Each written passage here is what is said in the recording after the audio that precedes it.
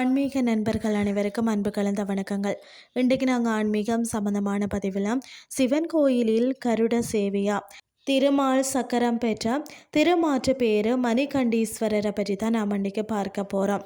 வேலூர் மாவட்டத்தில் உள்ள திருமால்பூர் திருமாற்று பேரு தலத்தில் அமைந்துள்ள அருள்மிகு மணிகண்டீஸ்வரர் திருக்கோயிலில் சைவ வைஷ்ணவ ஒற்றுமைக்கு சான்றாக விளங்கும் ஒரு அற்புத திருத்தலமாகும். இந்த தலத்தின் நாயகி பார்த்திங்கன்னா அன்னை அஞ்சனாட்சி தனது கருணையும் பொழியும் விழிகளால் பக்தர்களை காத்து வருகிறாராம். இந்த தலத்தின் சிறப்புகள் நம்மளை மெய்சிலிக்க வைப்பவைன்னு தான் சொல்லணும். இங்குள்ள மூலவர் பார்த்திங்கன்னு சொன்னால் மணிகண்டீஸ்வரர் அன்னை பார்வதி தேவியால் மணலால் பிடித்து வழிபட்டவர்.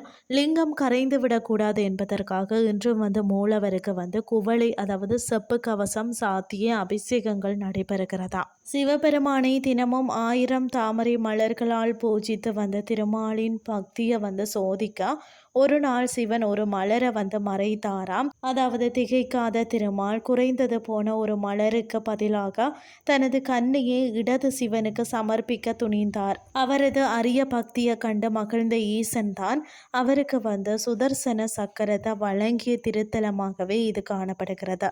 இங்குள்ள விநாயகர் பார்த்தீங்கன்னா 10 கரங்களுடன் அதாவது வல்லப விநாயகர் காட்சி தருவது மிகவும் விசேஷம்.